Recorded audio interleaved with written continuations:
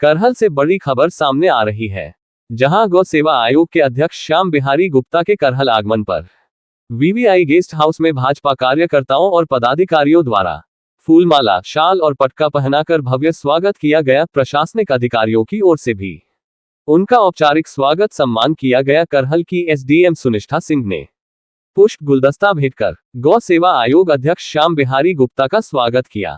इस क्रम में भाजपा मंडल अध्यक्ष कल्पेंद्र भारती ने फूलमाला पहनाकर स्वागत सम्मान किया। इसके बाद गंभीरा ग्राम पंचायत के प्रधान प्रतिनिधि अंकित गुप्ता ने शाल और फूलमाला पहनाकर सम्मान किया। वहीं नाकौ ग्राम पंचायत के प्रधान प्रदीप यादव, गांव कंचनपुर ने भी पटका पहनाकर स्वागत किया। इस मौके पर जिला पंचायत सदस्य वार्ड नंबर 23 प्रत्याशी शैलेंद्र यादव भी मौजूद रहे। इसके उपरांत गौ सेवा आयोग के अध्यक्ष श्याम बिहारी गुप्ता नगर पंचायत की कान्हा गौशाला पहुंचे और वहां व्यवस्थाओं का निरीक्षण किया। निरीक्षण के दौरान गौशाला में भूसे की गुणवत्ता खराब मिलने पर उन्होंने नाराजगी जताई और मौके पर मौजूद एसडीएम सुनिष्ठा सिंह को सख्त कार्रवाई करने के निर्देश दिए।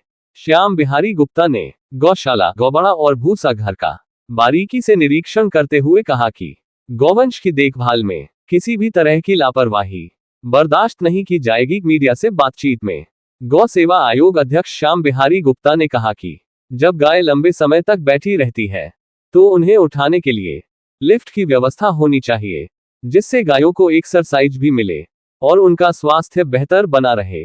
उन्होंने गोबर से गमले बनाने की सलाह देते हुए कहा कि इन गमलों में सब्जियों के पौधे लगाए जाएं, ताकि हर घर में पोषण वाटिका तैयार हो सके। गोबर से बने गमले खाद का भी काम करेंगे और प्लास्टिक का उपयोग भी कम होगा। उन्होंने बताया कि गोबर से गमले बनाने की मशीन करीब 70,000 रुपये में आती है, जो प्रतिदिन 300 से 400 गमले बना सकती है। अगर यह मशीन गौशाला में लगाई जाती है तो पौधों की सुरक्षा होगी और पर्यावरण को भी फायदा मिलेगा। श्याम बिहारी गुप्ता ने गौशाला में घर घर से रोटी एकत्र कर गायों को खिलाने की पहल की खुले शब्दों में सराहना की। उन्होंने कहा कि नगरीय गौशाला की क्षमता सीमित है, इसलिए ग्रामीण क्षेत्रों में नई गौशालाओं का निर्माण कराया जाएगा, ताकि अन्य जानवरों की समस्या का स्थायी समाधान हो सके। उन्होंने प्राकृतिक खेती पर जोर देते हुए कहा कि हर किसान के पास कम से कम एक गोवंश होना जरूरी है, ताकि गोबर और गोमूत्र के उपयोग से जहर मुक्त खेती को बढ़ावा दिया जा सके। अंत में उन्होंने स्पष्ट कहा कि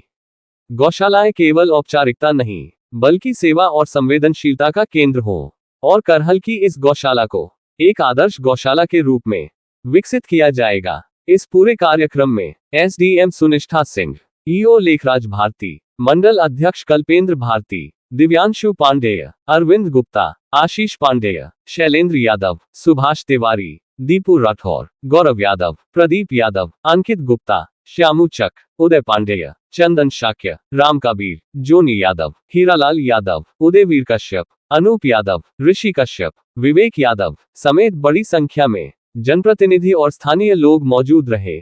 खबर आप देख रहे हैं एसडी समाचार। करहल मैनपुरी से रोहित मोहित की रिपोर्ट। जी, आज आपने गौशाला का निरीक्षण किया, क्या कमियां पाई गई? देखिए, एक तो गाय जब बैठ जाती है तो उसके लिए लिफ्टर की आवश्यकता है। यदि लिफ्टर रहेगा तो गाय खड़ी हो जाएगी, वो पैर उसकी मालिश कर देंगे तो वो गाय जो बैठने का काम है नहीं होगी। वो एक बार गाय यदि बैठ गए तो फिर उसको ठीक होना मुश्किल हो जाता है। दूसरा, यहाँ जितना भी गोबर है उससे गोबर के गमले बनाने के लिए निर्देश दिए गए हैं। गोबर के गमले बनेंगे तो उसमें सब्जी के पौधे लगेगी और यहाँ करहल में रहने वाले लोगों की छतों पर 50-50, 100-100 सब्जी के पौधे लग जाएंगे, जिससे वो जो उसमें जो गमले में जो गोबर जाएगा वो खाद का भी काम करेगा और घर घर में पोषण वाटिका होगी। तीसरा जो है, जब बरसात में पौधे लगाए जाते हैं, प्रदेश में जब 40 करोड़ पौधे लगाने का अभियान जब चलता है तो इस जनपद में भी लगभग 25 लाख पौधे लगाने का टारगेट था। इनमें जो पॉलीथिन में गमले लगते हैं, वो पॉलीथिन की जगह यदि गोबर के गमले बनते हैं, एक 70,000 रुपये की मशीन आती है, दिन भर में 304 से गमले बना देती है। तो वो यदि गमले लगेंगे तो आप गड्ढा खोदिए और उसको रख दीजिए, खाद का काम करेगा, जड़ें डिस्टर्ब नहीं होंगी, तो पौधे जो बचने का जो परसेंटेज है वो ज़्यादा बेटर हो जाएगा।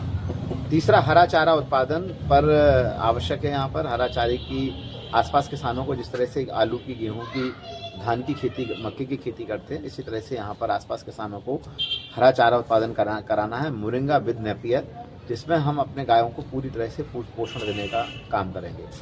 तीसरा, यहाँ जो भूसे की क्वालिटी वो सही नहीं पाई गई है और इस पर कार्रवाई करने के लिए मैंने एसडीएम को कहा है कि आप इस पर कार्रवाई करिए।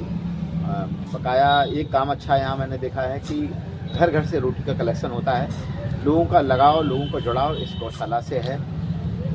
इस गौशाला को हम लोग एक अच्छी गौशाला बनाएंगे और एक अभियान है मैनपुरी वासियों की थाली में जहर मुक्त भोजन वो देगी। जब हमारे पास जो लगभग 1.5 लाख गौवंश है इस जनपद में, लगभग 4 लाख परिवार रहते हैं। 4 लाख में से लगभग 3 लाख परिवार जो खेती से जुड़े हैं। इन 3 लाख किसानों के पास में कम से कम यदि एक गाय हो तो हमें आज जो 1.5 लाख गाय हैं इनको बढ़ाते हुए हमको 3 लाख गाय पर ले जाना है, जिससे हर किसान के पास गाय हो। उसके 5 से 7 लीटर गौमूत्र, 10 किलो गोबर खेतों में जीवामृत बन के जाए।